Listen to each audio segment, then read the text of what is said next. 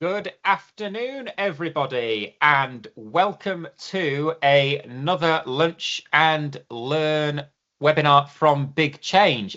This is actually going to be our penultimate Lunch and Learn, at least before we break for summer.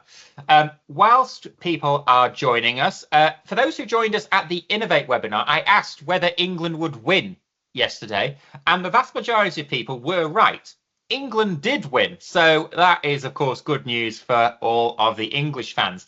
The chat is open. At least I think it is. Yes, the chat is open. So whilst we are waiting for people to join us, on screen you can see the odds that Google have given us for the Euros this weekend as to whether or not England are going to win. I would like to know in the chat what you think the final score is going to be. How many goals are England going to win compared to Spain? That is what I would like to know.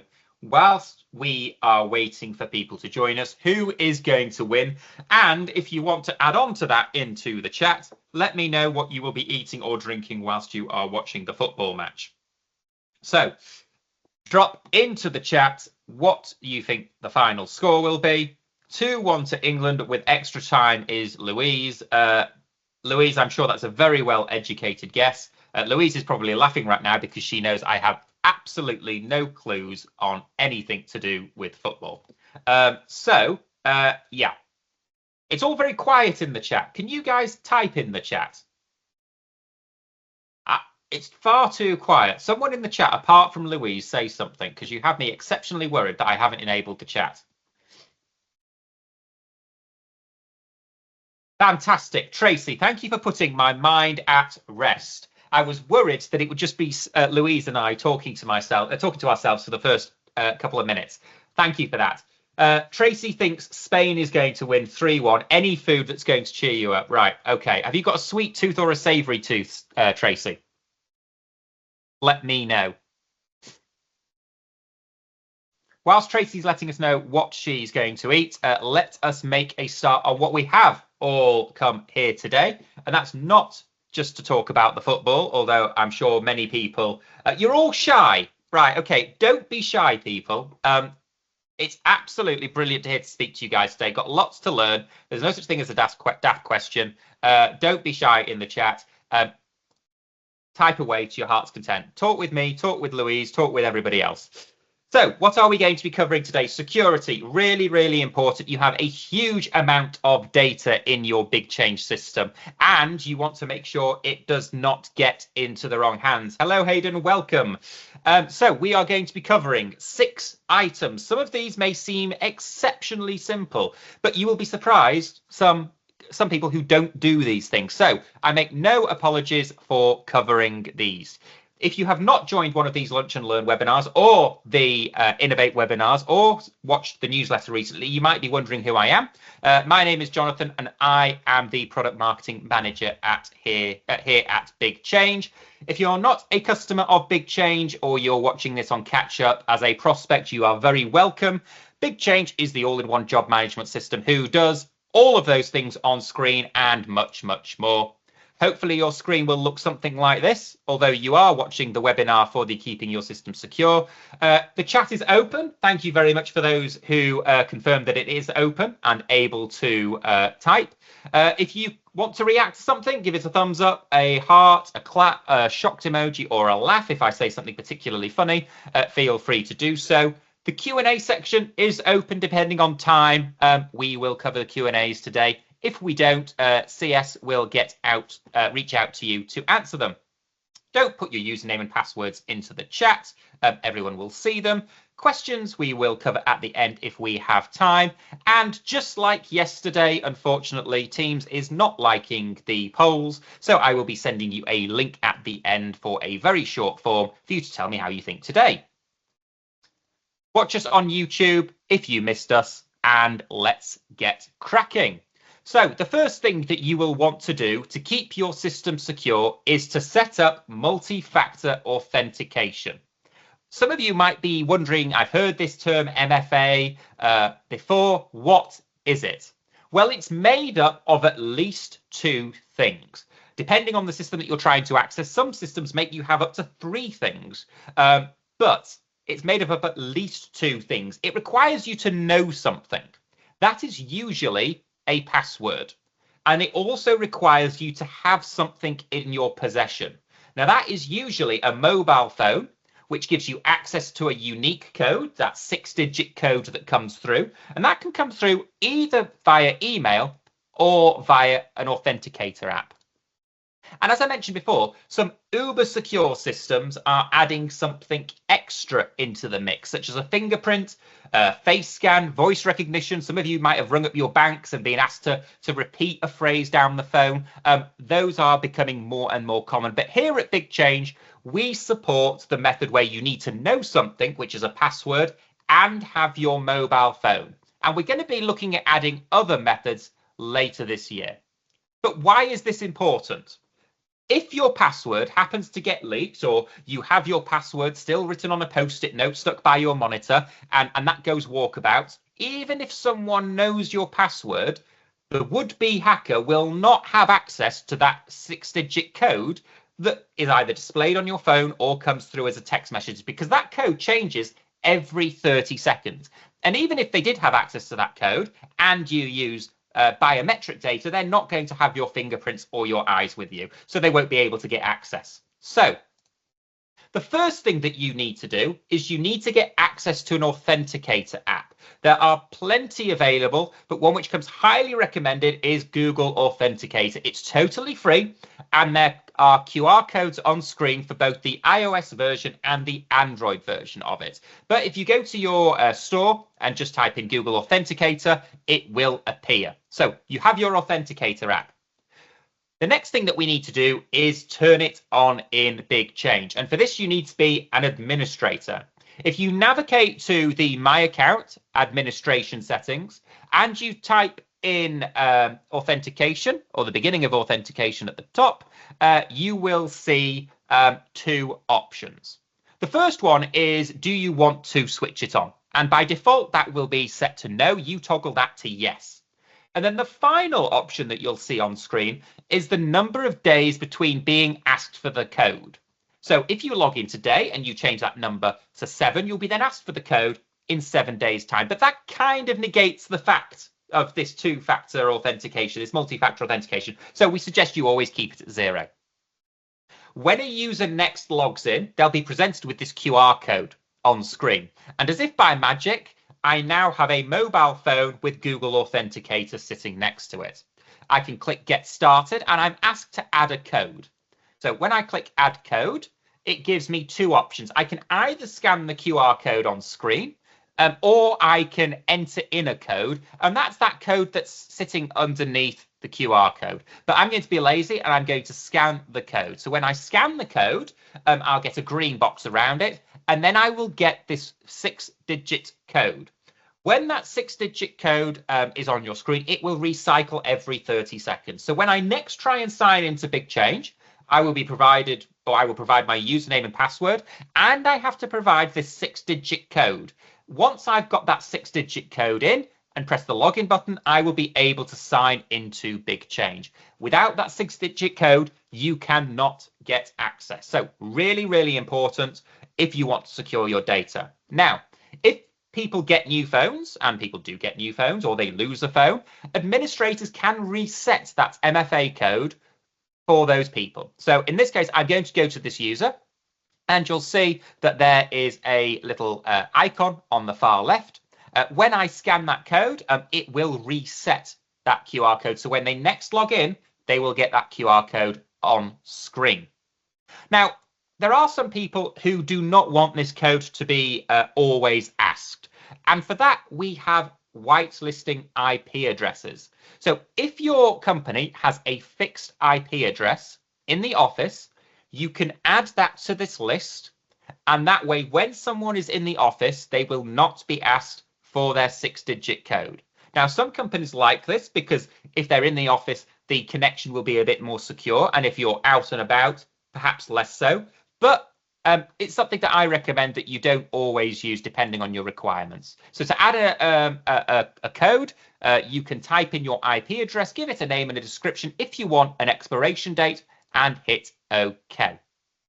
So we talked about whitelisting IP addresses. In this case, we are going to whitelist specific IP addresses of which people can access your system from.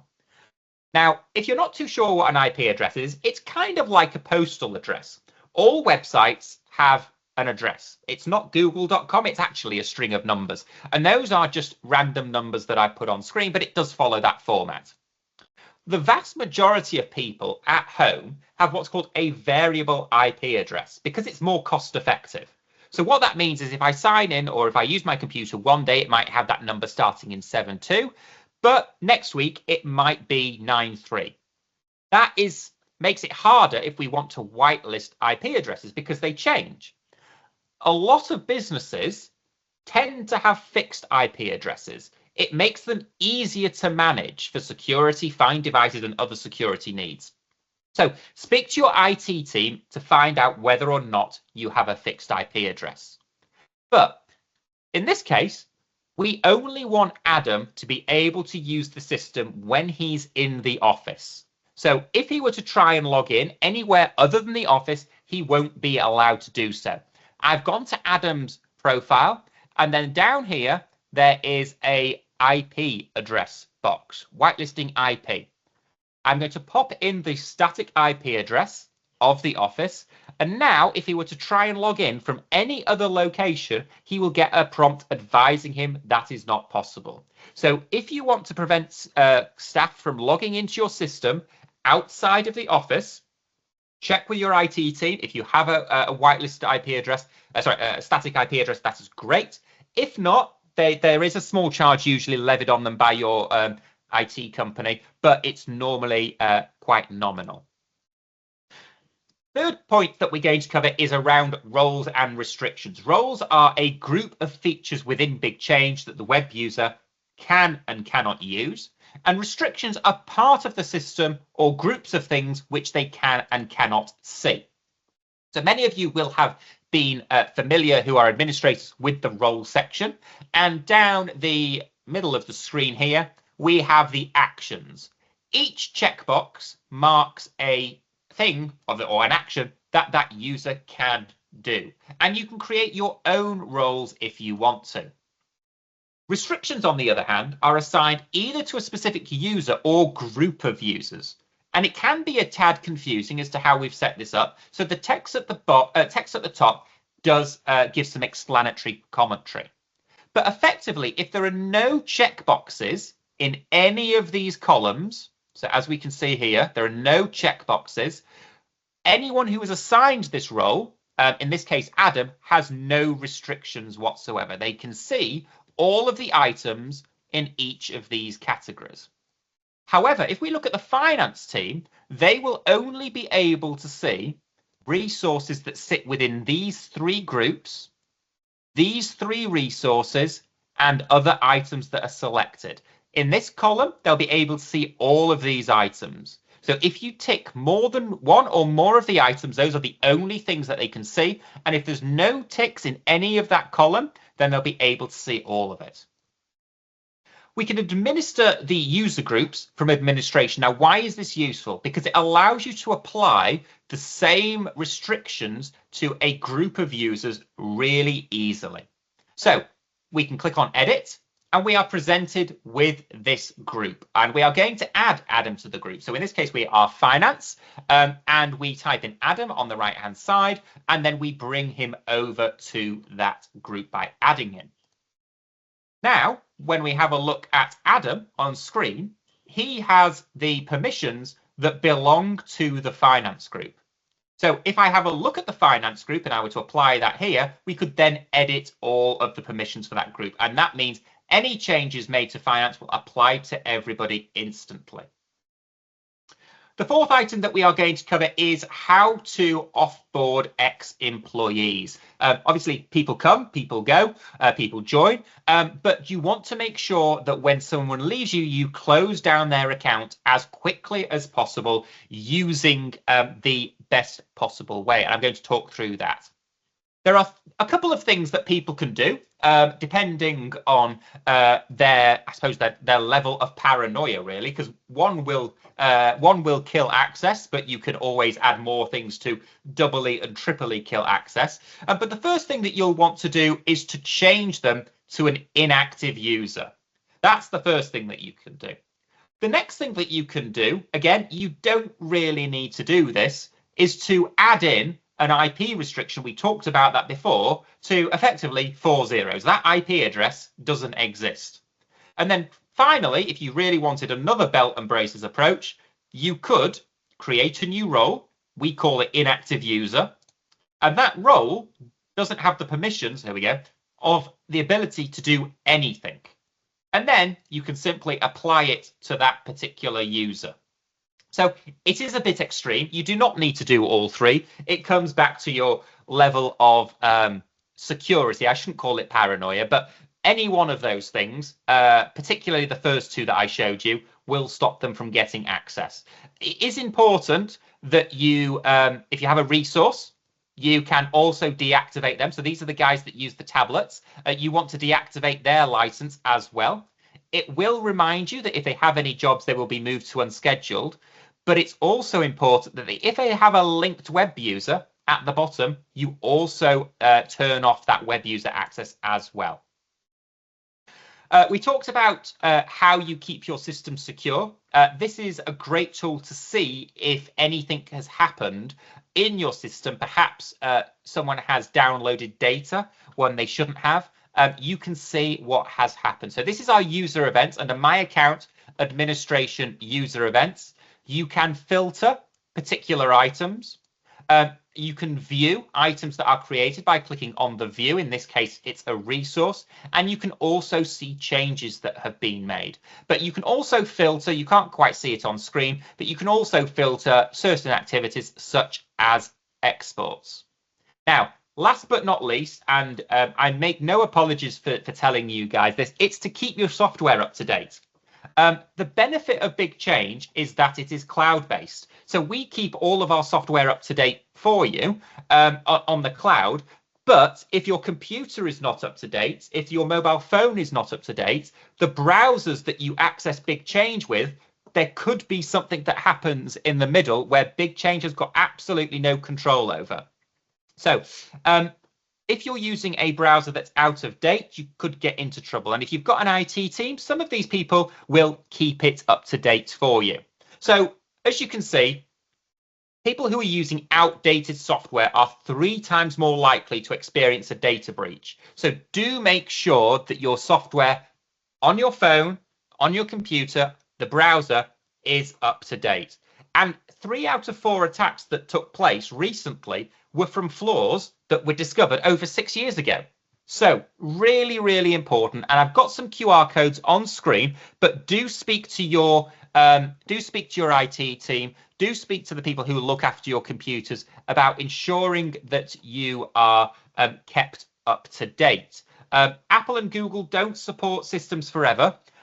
So it's important that you stay on the curve. Oh, and if you stay patched, you're staying secure. So those are the items which we cover today. Before you run away, I have dropped into the link a Microsoft form, which is the feedback which I really like. And I actually have a call with my manager later today where he's giving me my review. So if you want to put in some absolutely glowing words, that would be great. Please do be honest, though. But any form submission is greatly appreciated, and it really does help us improve those webinars. We have had a lot of feedback on these webinars. Some have said they're a bit too short. Some have said that they're a bit too long. If they're too short, we will give some serious thought actually as to whether or not we extend it to 20 minutes, because I have gone on to 20 minutes anyway. But do watch it back on YouTube. We have a huge amount of support available on our support site, support.bigchange.com. But before you go, I want to talk through about the things that are coming up at BigChange or things that you might have missed. We have almost completed our Lunch and Learn series. The last one is on data and reporting. That is going to be next week, same time between 12:30 and 1:45. Scan the QR code on screen and you will be able to book your spot now. Please let me know in the chat if you joined the Innovate webinar yesterday and what you thought of it. We had an absolutely fantastic time. One customer dropped into the chat that they spoke to BigChange Fuel and they are now going to save over £400 a week. That was not my words. I did not pay them to say it. They dropped it into the chat as we were talking about that feature. If you want to learn more about not just BigChange Fuel, but all of the other amazing things that have come out within the last quarter, including dash cams, which are almost available for general release, do head out to youtube.com or scan the QR code to watch that webinar. It was absolutely fantastic. Come and see us in person as well. Customers are absolutely more than welcome to join us at BigChange HQ in Leeds. We have 2 customer events coming up on the 6th and 7th of August and the 3rd and 4th in September. Do drop Louise a message at louise.stone@bigchange.com and she will hit you up with tickets. You'll be pleased to know that after the next Lunch and Learn webinar, I am going to take a short break from webinars, but my colleagues in Road Crew will be coming here to talk to you about the feature that everyone needs, and that is, of course, templates. That is the 24th of July, so just over a fortnight's time, and it's absolutely fantastic. It's an hour's length. It is going to teach you everything you need to know about templates. Last but not least, the Big Community newsletter is also available. We filmed July yesterday, but June is out now. The QR code on screen will take you to that. So I'm going to very quickly have a look in the Q&A section. There aren't any Q&As in the Q&A section. Alistair wrote a comment. If you have a conflict on restrictions on a resource and a vehicle, i.e. permissions to see one and not the other, which takes precedence? Alistair, that is a fantastic question and a question which I do not know the answer to. I'm a tad embarrassed that I do not know the answer to, but I shall find someone who does know the answer and they will reach out to you in the not so distant future to let you know what the answer is. So I shall keep my fingers and toes crossed for everyone who is watching the football this weekend. Yeah, I will see you next time, guys. Join us for the Lunch and Learn on data. Huge amount of information. Alistair, thank you very much for joining us. Kate, thank you very much for joining us. And on behalf of Louise and also my own behalf of those who have submitted a form fill, thank you so much. And we will see you in a week's time. Take care, guys.